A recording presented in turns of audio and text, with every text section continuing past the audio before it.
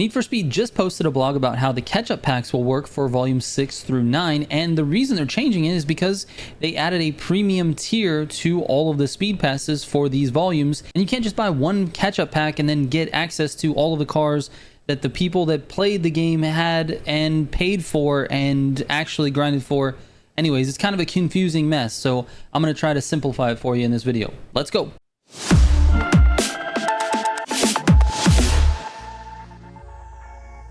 Alright, so here it is. Update to the catch-up packs. We wanted to take a moment to introduce you to a dynamic catch-up pack and car set. So basically, they are splitting the catch-up pack, which would be all of the rewards, with the car pack, which is going to be just the cars. Now, if you remember in previous volumes, you had to purchase the cars separately anyways in the speed pass. There was no premium tier. The speed pass was just all of those cosmetic rewards, and then the cars that they were releasing with that volume you had to purchase separately anyways, individually. So after those volumes ended, those individual cars could still be purchased. It made catch-up packs really simple. You just bought the one catch-up pack and you got all of the tiers that were in the speed pass. However, because they're adding the cars into the speed pass now, it sort of makes it a little bit different, and you have to have these dynamic catch-up packs. Basically, depending on whether or not you bought the speed pass during the volume, you will get different things when you purchase the catch-up pack. All right, let's go through the old volumes first, because I want you to know what you can actually currently buy, and then we'll get into the volume 6 current setup. So with volume 3, you can buy a catch-up pack for $9.99. This gets you all 75 tiers of that speed pass in volume 3, and it includes the legendary Dodge Viper and the legendary Mustang. For volume 4, you can do the same thing. $9.99, you get all 75 tiers in that speed pass, and that also gets you the legendary 911 and the legendary Exige S.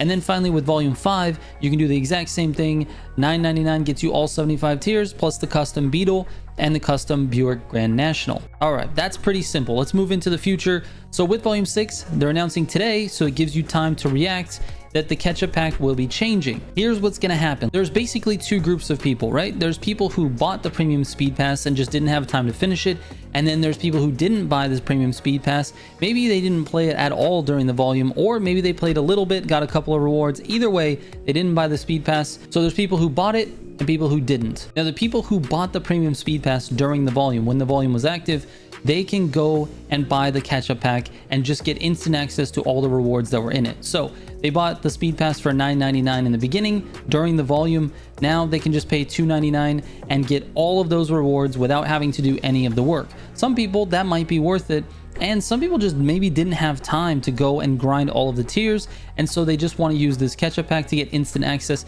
This includes all of the premium content, including the RS6 and all of its body kits. So that's easy. If you bought the premium speed pass, it's easy. You buy a catch-up pack and you're done. It's $2.99. It's very inexpensive, not a big deal. Now, if you did not buy the premium speed pass, you have a couple of options on what you can do. You can buy the catch-up pack, which only gets you the 45 free tiers of that speed pass. Meaning, if you didn't play the speed pass at all, but you want to get some of those rewards, it's easy. It's $2.99, not very expensive, but it only gets you the free tiers, which means you're missing out on the Infinity rims, the Infinity license plates, the projections, and all of the premium tiers, including the RS6 cars. Now, if you want the car, which is the RS6 plus all of its body kits, you have to purchase that separately for $4.99, and that's called a car set. So for those people who did not buy the speed pass and don't plan to in the next month, you can't get everything. You can only get the 45 free tiers plus the premium car and its body kits. That's it. You will not be able to access any of the Infinity rims, the Infinity license plates, or any of that stuff. All you'll get is the 45 free tiers plus the car and its body kits, and that is going to be going forward. Those are your options. So volume 6 through 9, you're going to be able to buy this dynamic catch-up pack. But what it depends on is whether or not you purchase the speed pass during the volume. So the bottom line is, if you want to be able to access everything in the volume 6 speed pass, you have to purchase the speed pass before it ends. And that goes for volume 6, 7, 8, and 9. You have to buy that speed pass while it's active.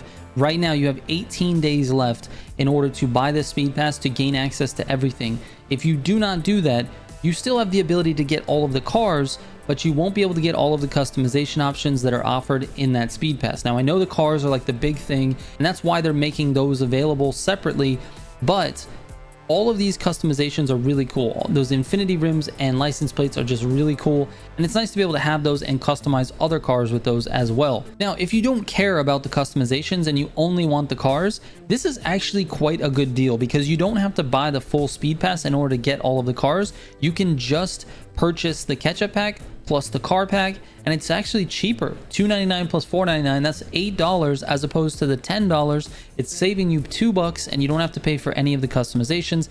To me, that seems like a deal. And for premium speed pass owners who just didn't have time to grind it, you actually can get all of that stuff after the fact, which is awesome. Let's say you purchased the speed pass, but you just never went back to finish it. Now you've got the opportunity to just pay for it and you've got it in your inventory. I actually really like the way they did this. I was wondering about how this was going to work out because this is sort of a confusing thing. When you start to mix your premium with your free, it's hard to figure out exactly what should be accessible to certain people and not. And it really just depends on how much money you've spent in the game. And honestly, I like it this way better.